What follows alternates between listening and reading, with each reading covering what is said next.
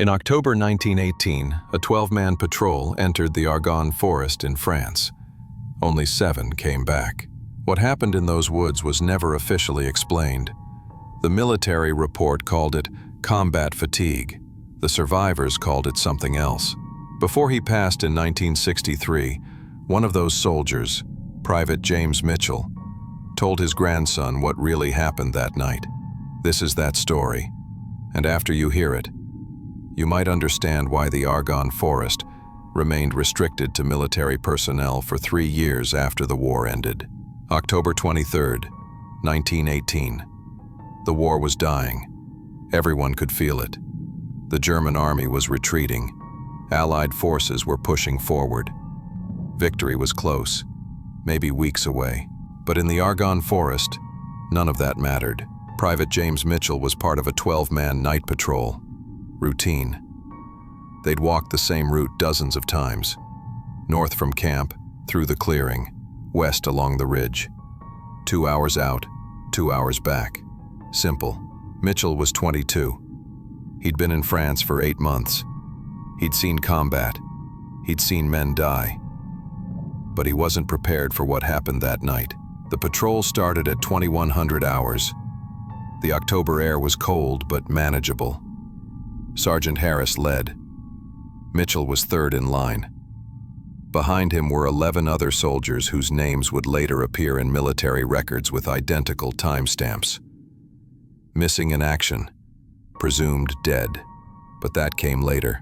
For the first hour, everything was normal. They walked in silence mostly. Standard patrol discipline. Every man knew his job. Every man watched his sector. Then, at approximately 22:03 hours, something changed. Mitchell described it like this. Imagine every sound in the forest, the crickets, the distant owls, the rustling leaves, all stopping at exactly the same instant. Not gradually fading, not slowly quieting, stopping, like someone had pressed a mute button on the entire forest. Sergeant Harris raised his fist. The patrol stopped. 12 soldiers, frozen, listening to absolute silence. Military training kicked in. They spread out, 5 yards between each man, rifles ready, eyes scanning the darkness. Looking for enemy soldiers, looking for ambush positions, looking for something to explain the silence. But there was nothing. No movement, no shapes in the darkness. No enemy, just silence. Mitchell said the silence lasted maybe 2 minutes, maybe longer. Time felt wrong. But during those 2 minutes, every man in that patrol felt the same thing. They were being watched. Not the tactical awareness of enemy positions, not the battlefield instinct of potential threats. Something else, something primal. The feeling prey animals get when a predator is near. Then came the smell. Mitchell described it as metallic, like old iron, like blood that had been sitting in the sun, but mixed with something organic, something rotting but also sweet. A smell that made his stomach turn, a smell that had no business being in that forest. Around him, other soldiers were noticing it too. He could see it in their faces, the way their noses wrinkled, the way they looked at each other, silently asking, "Do you smell that?" Then they heard it. A crack, sharp, clear, loud, but not on the ground. Above them, in the canopy, 30 feet up, maybe higher. The sound of a thick branch breaking under sudden weight. All 12 rifles pointed up, but they couldn't see anything. The trees were too dense, the darkness too complete. Another crack, to their left, then another to their right, then behind them.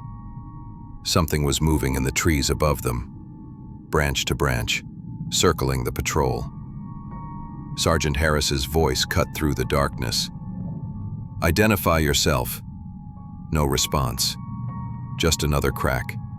Closer now. Mitchell's hands were shaking. He'd been under artillery fire. He'd charged enemy positions.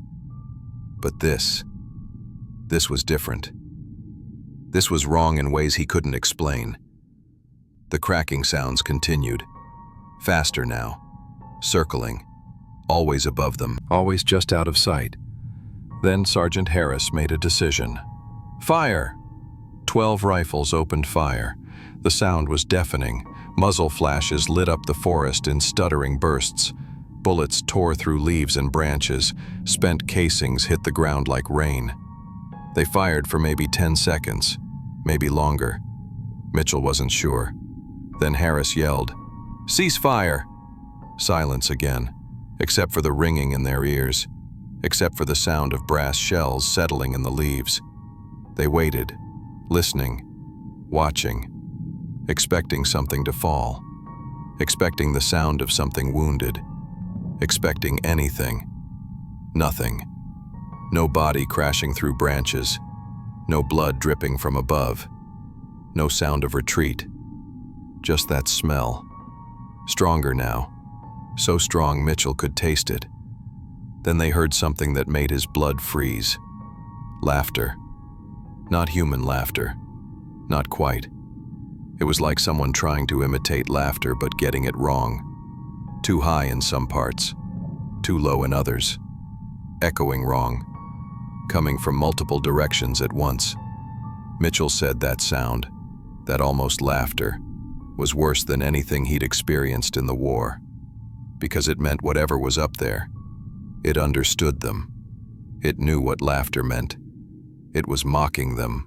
One of the soldiers behind Mitchell started making a sound, a high-pitched whimpering. Mitchell turned and saw Private Cooper on his knees. Rifle dropped, both hands pressed against his head, his eyes locked on something above them. Harris ran to him. "Cooper, report!" But Cooper couldn't speak. His mouth was moving, but no words came out. Just that whimpering sound, his whole body trembling. Mitchell looked up where Cooper was staring. At first, he saw nothing, just darkness between branches. Then, movement. He couldn't see it clearly. His eyes wouldn't focus on it, like his brain was refusing to process what he was looking at. All he could see was a shape, a silhouette darker than the surrounding darkness. And it was large, much larger than any person. The shape moved, not climbing, not jumping. It flowed from one tree to another. Distances that should have been impossible, moving with a fluid grace that made no sense. Harris's voice cracked. "Fall back to camp, now!" They ran. 12 soldiers, trained men who'd held positions under enemy fire. They ran like terrified children. No formation, no tactics, just blind panic. Mitchell ran without thinking. Branches whipped his face. Roots tried to trip him. His lungs burned. But he didn't slow down. Behind him, he could hear it. That sound of branches breaking. Crack, crack, crack. Following them, keeping pace, never falling behind. Cooper was ahead of him, still making that whimpering sound. Then Cooper stopped, just stopped running, stood perfectly still in the middle of the forest. Mitchell grabbed his arm. "Move!" Cooper turned to look at him. His eyes were too wide. The pupils dilated so much they looked black. His mouth was still moving. Mitchell finally heard what he was saying. "It sees us. It sees us. It sees us." Then Cooper looked up again. Mitchell made the mistake of following his gaze. It was directly above them, close, maybe 20 feet up. Mitchell's eyes tried to focus on it, tried to make sense of what he was seeing. Long limbs, too long, bending at angles that weren't right. And the way it gripped the branches, those weren't hands, not human hands. Then he saw the eyes. Just for a second. They reflected moonlight, like animal eyes, but too large, too aware, too intelligent. And they were looking directly at him. A branch cracked above Cooper's head. Something was coming down. Mitchell pulled Cooper backward. They both fell as something massive hit the ground where they'd been standing. Mitchell never got a clear look at what landed. By the time he looked up, it was already gone, back into the trees. But the ground where it had been, the earth was compressed, deep impressions, like something incredibly heavy had struck it. The patrol had completely fallen apart. Some soldiers were still running, others had frozen. Harris was screaming orders nobody was following. Another soldier was firing blindly into the canopy, bullets going everywhere. Then Mitchell realized something that made his stomach drop. They'd started with 12 men. He could only see 11 now. He tried to count again, tried to identify faces in the chaos, but it was dark and everyone was moving and someone screamed. Not nearby, back the way they'd come, deep in the forest. A scream of pure agony that lasted maybe 3 seconds. Then it cut off. Suddenly, completely. The silence after that scream was worse than the scream itself. Harris's voice was barely holding together. "Keep moving, stay together, get to camp." They ran, staying closer now.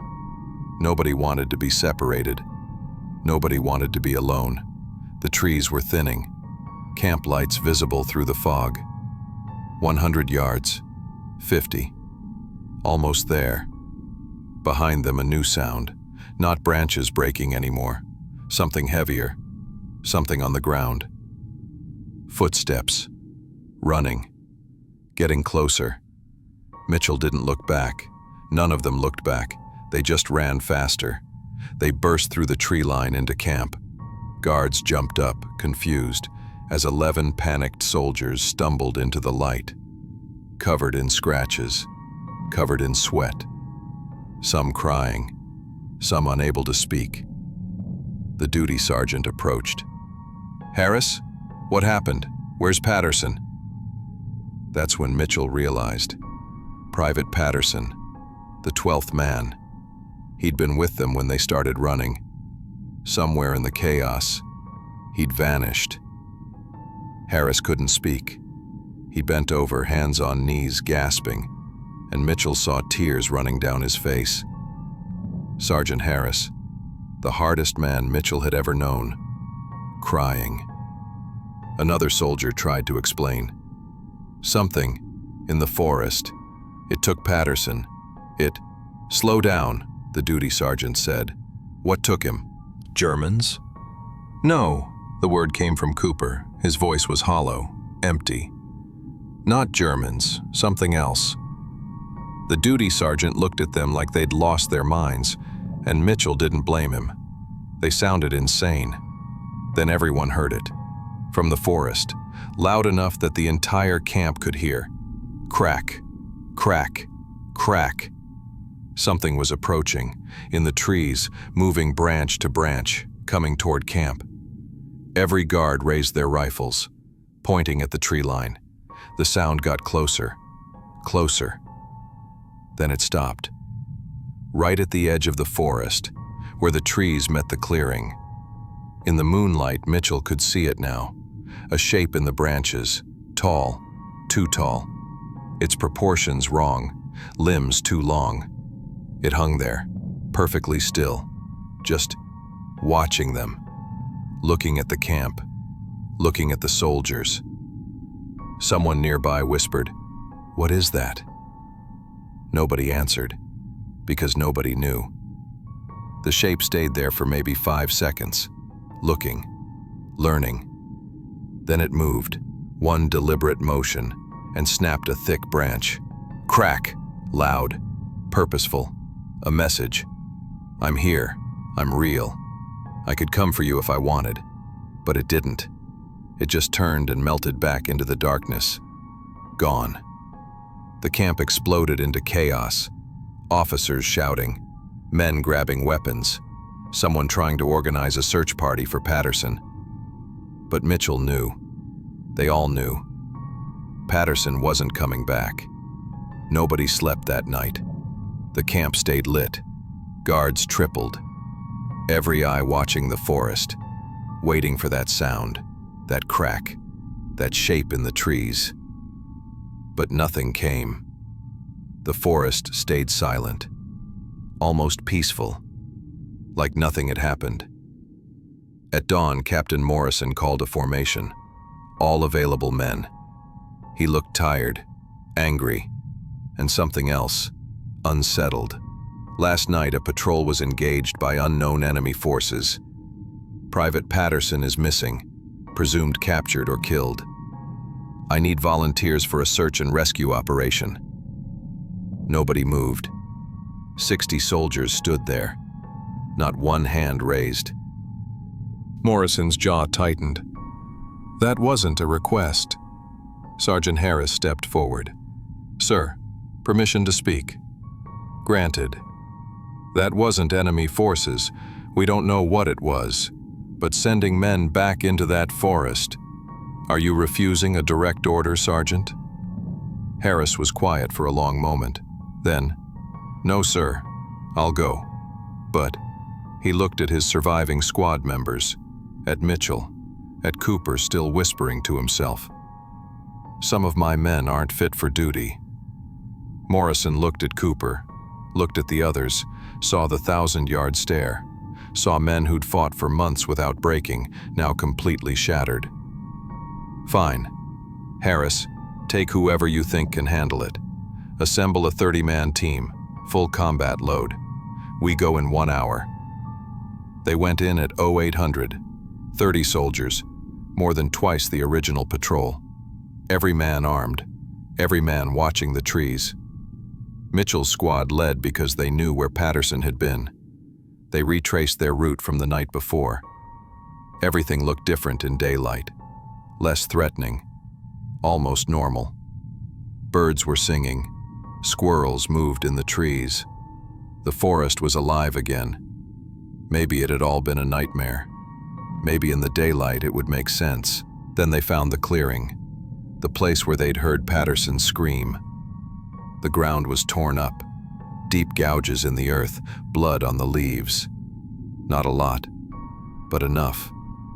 Dark patches that had soaked into the soil, and on the tree trunks, scratches, deep scratches running up the bark, 15 feet high, 20 feet, too high for any man to reach. Morrison ordered the team to spread out, search the area, find Patterson, or find answers. They searched for 2 hours, found Patterson's rifle 30 feet from the clearing, just lying there. No blood, no signs of struggle, just abandoned. Found his helmet, in a tree, wedged between branches 15 feet up. How did it get there? Found more blood. A trail leading deeper into the forest, away from camp, away from safety. "We follow it," Morrison decided. Harris started to object, started to say they should turn back, but orders were orders. They followed the blood trail, deeper into the Argonne. The trees got thicker. The morning sun couldn't reach the forest floor here. It was dim, even at midday. Twilight in the middle of morning. Mitchell felt it again, that feeling, being watched. He looked up. Nothing but branches, nothing but shadows. But the feeling didn't go away. Around him, other soldiers were looking up too, sensing what they couldn't see. The blood trail ended at a stream, fast-moving water. No more blood beyond that. No more tracks. Morrison ordered them to search both banks, spread out, look for any sign. That's when Mitchell realized something. The stream was loud, too loud. The sound of rushing water filled the air, but that was the only sound. The birds had stopped singing. The forest was silent again. Mitchell opened his mouth to warn everyone, to tell them the silence had returned, to tell them they needed to leave. Then someone screamed. Upstream, maybe 50 yards away, the entire team ran toward the sound, rifles ready, expecting Germans, expecting ambush, expecting anything explainable. They found Private Jennings in a tree, 15 feet up, tangled in branches, his leg bent at an impossible angle, broken, but conscious, still screaming. "Get him down!" Morrison ordered. 3 soldiers climbed up, carefully, watching the branches above them, expecting something to drop on them. They got Jennings down. He was covered in blood. But Morrison quickly realized it wasn't Jennings's blood. It was too dark, too old, the same blood they'd been following. "Jennings!" Morrison grabbed him. "What happened?" Jennings couldn't form words at first, just sounds, animal sounds. His eyes were wild, pupils dilated, severe shock. Finally, "Pulled me, from above, so fast, didn't see it coming." "Where is it now?" Jennings's eyes rolled back. He passed out. The medic rushed forward. "Broken leg, possible internal injuries. We need to get him to camp." Morrison stood slowly, looked at the forest around them, at the trees, at the spaces between the branches. Then he made a decision that probably saved lives. "We're leaving. Now. Tight formation. We move back to camp. Anyone breaks ranks, you're on your own." They started walking. 30 soldiers moving as one unit. Rifles pointed in every direction. Every man watching the trees. Then it started. Crack. From above them. Close. Crack. Different tree. 20 yards away. Crack. Behind them. It was circling them again, moving through the trees, following them. But this time there were 30 rifles, 30 trained soldiers. Surely that would be enough. One soldier panicked, broke formation, ran ahead. "Stop!" Morrison yelled. But the soldier didn't stop. He ran full sprint, 50 yards ahead of the group. Then he tripped, fell hard, hit his head on a root, didn't get up. Harris ran forward with 5 others. They reached the fallen soldier, Private Williams, unconscious, blood streaming from his head, but alive. 2 men picked him up. Now they had 2 wounded. The cracking sounds got louder, more frequent, closer to the ground. "It's coming down," someone whispered. Mitchell turned and saw Cooper. Cooper hadn't spoken since they'd left camp, but now his voice was clear. "It's coming down. It wants us to know. It could have killed us any time, but it's playing." "Quiet!" Harris snapped, but Mitchell knew Cooper was right. Whatever this thing was, it was intelligent. It was toying with them. "Double time!" Morrison ordered. They moved faster, as fast as they could while carrying 2 wounded men. The tree line appeared. Camp lights visible. Safety. Almost there. Behind them, a new sound. Not branches breaking. Footsteps. On the ground. Heavy footsteps. Running. Getting closer. "Don't look back!" Harris screamed. "Just move!" They burst through the tree line into camp. Guards stared. Officers shouted. But the search team didn't stop until they reached the center of camp. Mitchell finally turned around, looked back at the forest. For just a moment, maybe 1 second, he saw it. Standing at the tree line, on the ground this time, upright, tall, maybe 9 feet, maybe more. Its shape was wrong, all wrong. But before Mitchell's brain could fully process what he was seeing, it stepped back into the shadows. Gone. But everyone had seen it. Guards, officers, medics, everyone.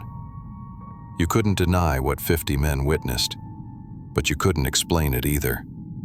Captain Morrison ordered immediate lockdown. Nobody enters the forest, nobody leaves camp without direct authorization. Guards doubled, floodlights positioned facing the tree line. He also ordered something else. Complete silence about what happened. Official report would state, enemy contact, casualties sustained. Nothing about, whatever that was. Because how do you write that report? How do you explain to command that your men were attacked by something that moves through trees like a spider and stands 9 feet tall? They'd be labeled unfit for duty, shell-shocked, combat fatigue. The whole unit would be pulled from the line. So the lie began.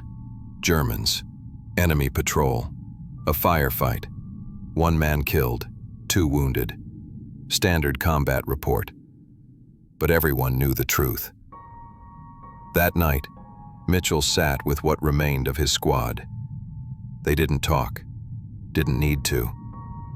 They'd all seen it.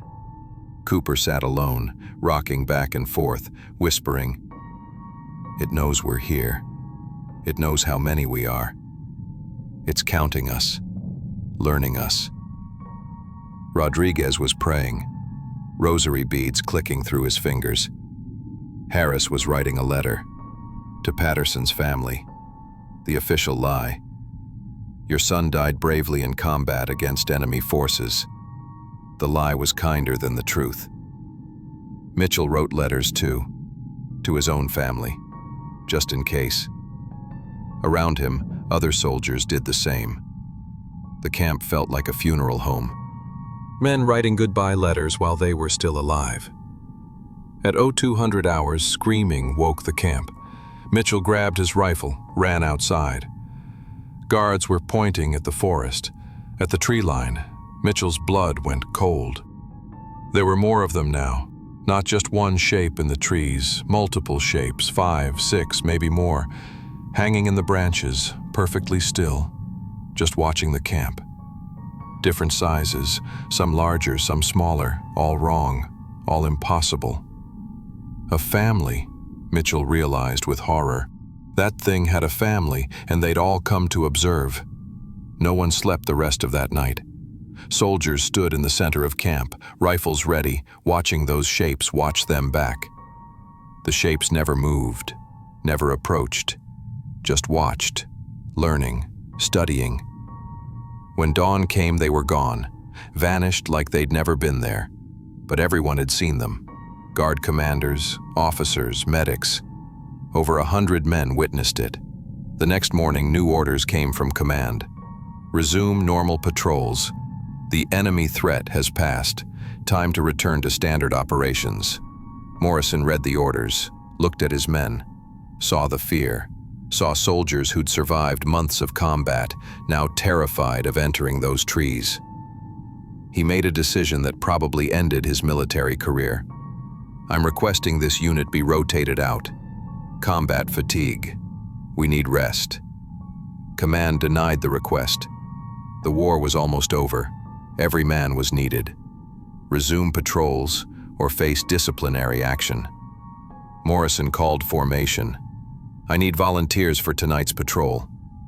60 men, not one hand raised. That's an order.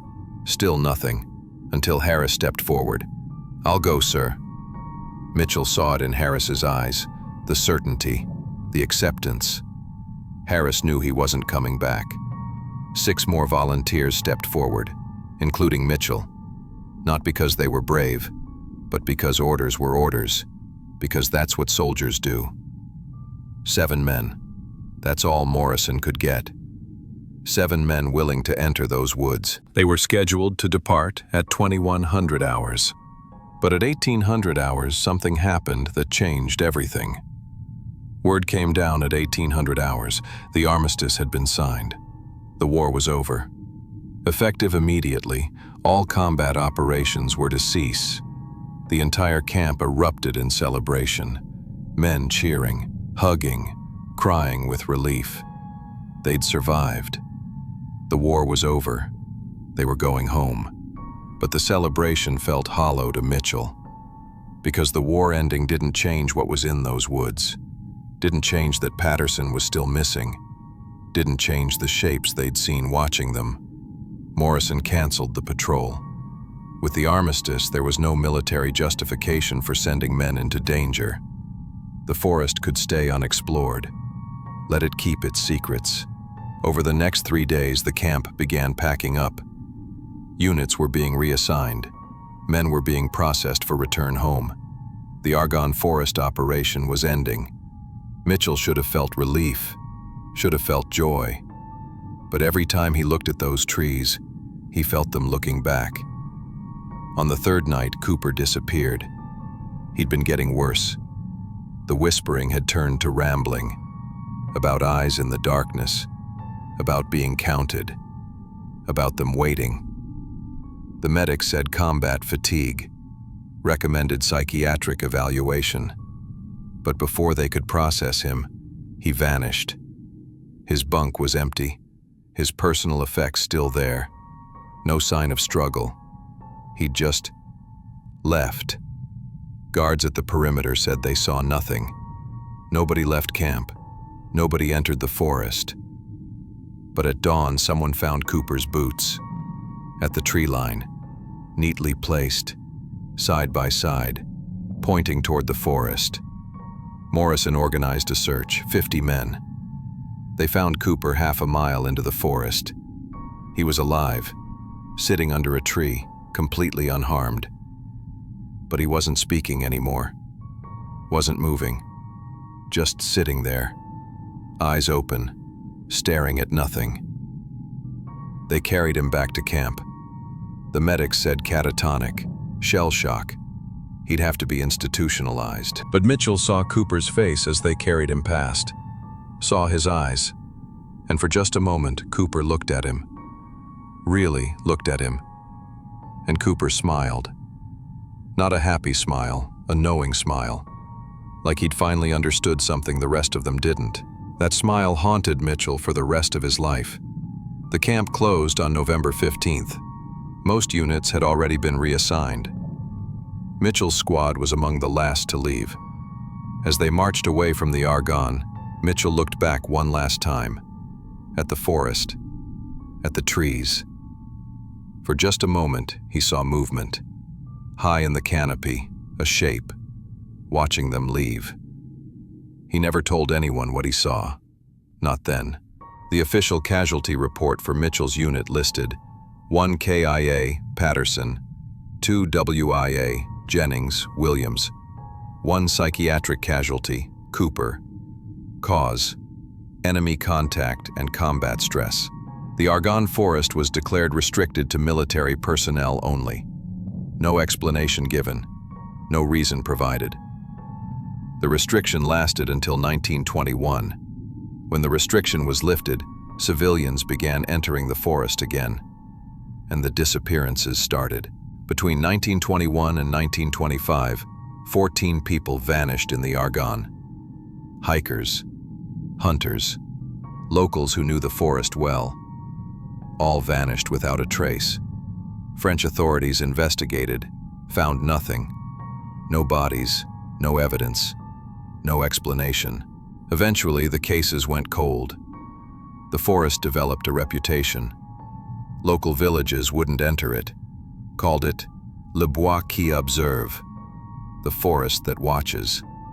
Mitchell returned to America in December 1918. He was 22 years old. He'd been at war for 9 months. He'd seen combat.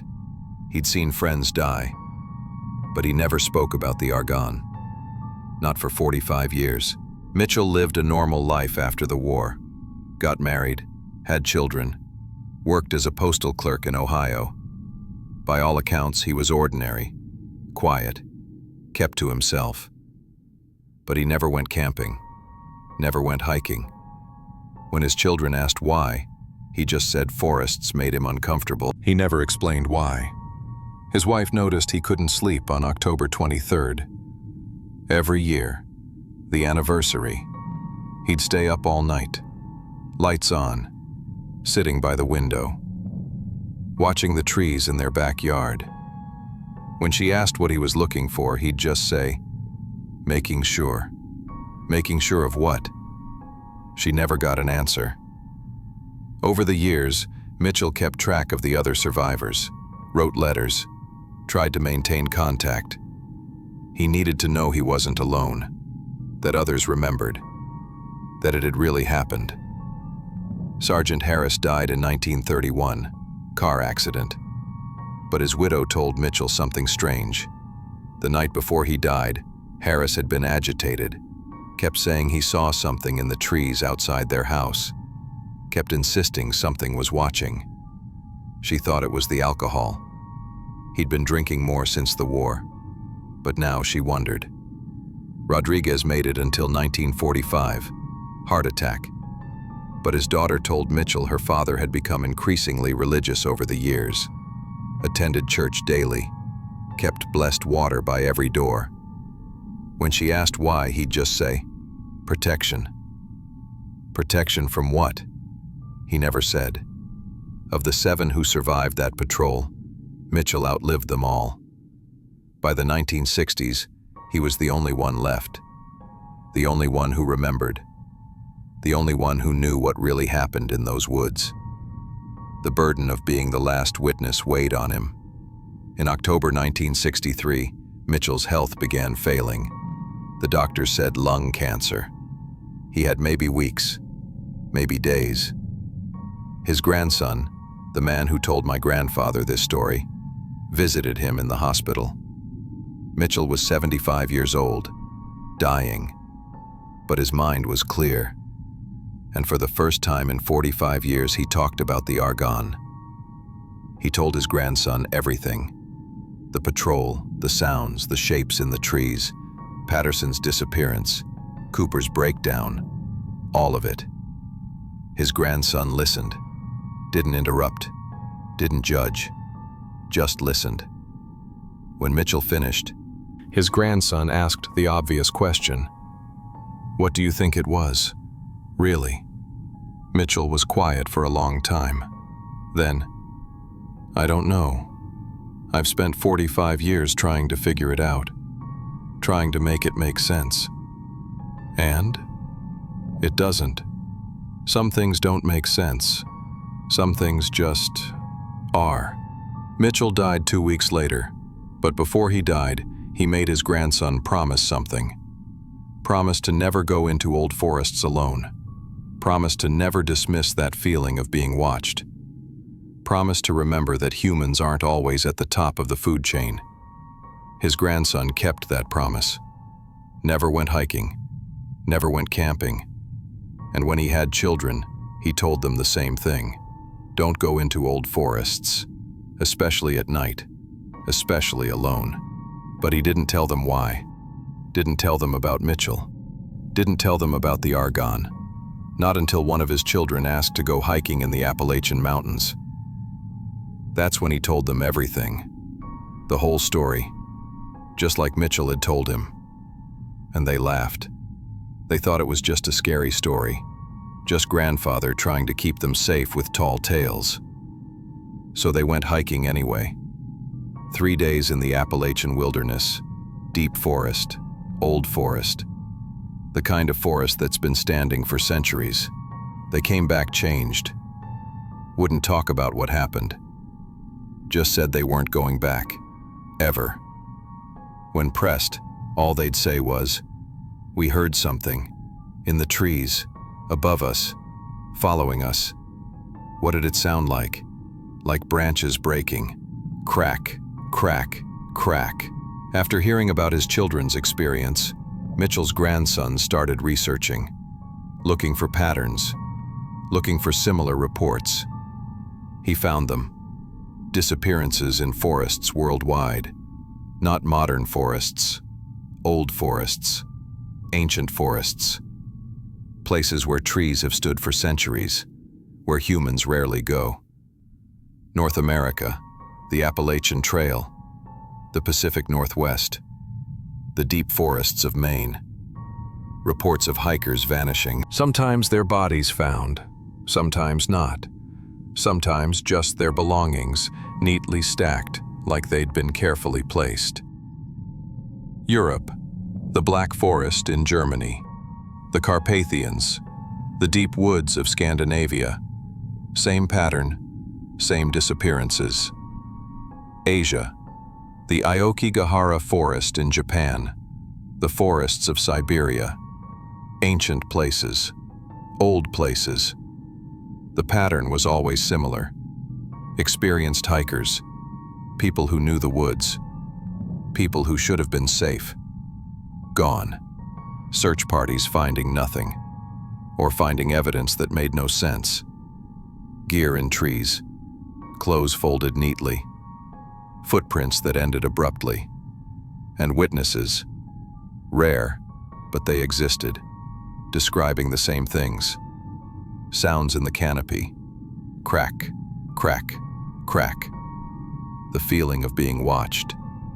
Shapes in the trees that moved wrong. Most reports were dismissed.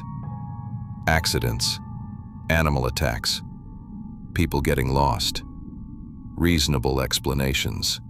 But when you looked at all of them together, a pattern emerged.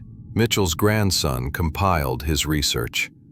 Hundreds of cases, spanning decades, spanning continents, all with similar elements. He tried to publish his findings. Academic journals rejected it. Insufficient evidence. Correlation, not causation.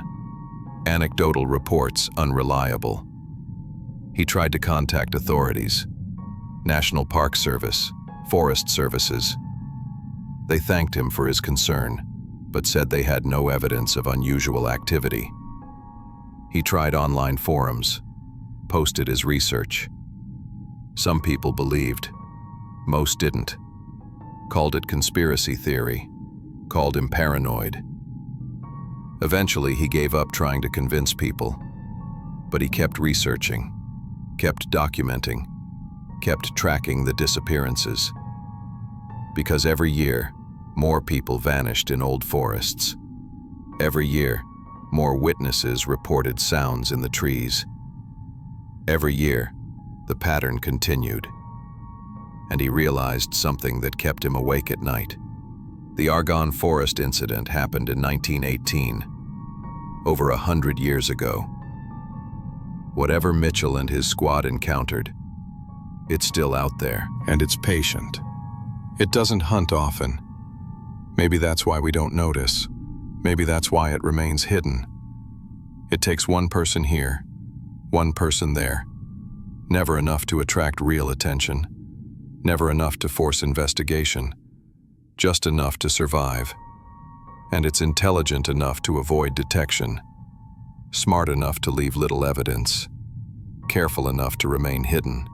Mitchell's grandson wondered, how many are there? If one family could watch an entire military camp, how many families exist in all the old forests worldwide? How long have they been there? Centuries? Millennia? Were they always there? Or did we push them back generation by generation until only the deepest forests remained? Questions with no answers. But Mitchell's grandson knew one thing for certain. His grandfather hadn't been lying, hadn't been suffering from combat fatigue, hadn't hallucinated. Mitchell saw something real in the Argonne Forest, something that exists, something that's still out there. And sometimes Mitchell's grandson thinks about the trees outside his own window, the old oak tree that's been there for 70 years, and he wonders, are they only in deep forests? Or are they anywhere old trees grow? Anywhere humans don't look up? It's a thought that keeps him awake at night, just like it kept Mitchell awake. So what really happened in the Argonne Forest in October 1918? The official record says, 12-man patrol encountered enemy forces, 1 soldier killed in action, 2 wounded, 1 psychiatric casualty. Standard combat incident. But we know that's not the complete truth. Mitchell's account, corroborated by 6 other survivors before they died, tells a different story. Something in those woods, something in the trees, something that couldn't be explained. But what was it? Some have suggested psychological explanations. Combat stress, mass hallucination. 12 men pushed to their breaking point by months of warfare, seeing things that weren't there. But that doesn't explain the physical evidence. The scratches on trees 20 feet high, the ground compressed by something heavy. Patterson's helmet in a tree. Others suggest natural explanations. A large animal, maybe a bear, maybe something else. Animals behave strangely sometimes, make unusual sounds, attack unpredictably. But bears don't move through tree canopies, don't follow organized patrols with clear intelligence, don't place boots neatly at tree lines. Some suggest German experiments, secret weapons, enhanced soldiers, the enemy trying new tactics in the final days of the war. But German records, declassified decades later, show no such experiments.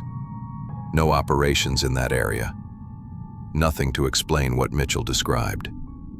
So we're left with the uncomfortable possibility. Mitchell told the truth. He and his squad encountered something that exists outside our normal understanding. Something that lives in old forests. Something that occasionally interacts with humans. Usually with fatal results. Does that seem impossible? Maybe. But consider this. The ocean covers 70% of Earth's surface. We've explored less than 5% of it. New species are discovered regularly. The giant squid, creature of legend, wasn't photographed alive until 2004. If the ocean can hide massive creatures for centuries, what could old forests hide? Forests that have stood for thousands of years. Forests where humans rarely go. Forests with canopies so dense that satellites can't see through. Forests with miles of wilderness where nobody walks. Could something live there? Something large? Something intelligent? Something that's learned to avoid humans most of the time? It's not as impossible as it sounds. And if we accept that possibility, even just as a thought experiment, then Mitchell's story isn't an anomaly. It's a pattern. One incident among hundreds. One witness among thousands. People who've glimpsed something in the trees. Something that moves wrong. Something that watches. Most don't report it. Who would believe them? Who would take them seriously? So they stay quiet. They keep the experience to themselves. They avoid forests. They tell their children not to hike alone. They pass down warnings without explaining why, just like Mitchell did.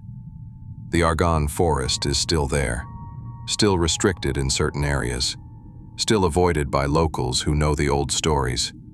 And forests like it exist worldwide, places with reputations, places locals warn you about, places where people disappear. Maybe those warnings exist for a reason. Maybe folklore and legend aren't just superstition. Maybe they're ancestral memory. Warnings passed down through generations about real dangers. Maybe when our ancestors told us not to enter the deep forest alone, they had a good reason. Mitchell died in 1963, but before he died, he asked his grandson one favor. Tell this story. Not to prove anything, not to convince anyone, just to tell it, so it doesn't die with him. So people remember that something happened in the Argonne Forest. Something unexplained. Something real. This is that story.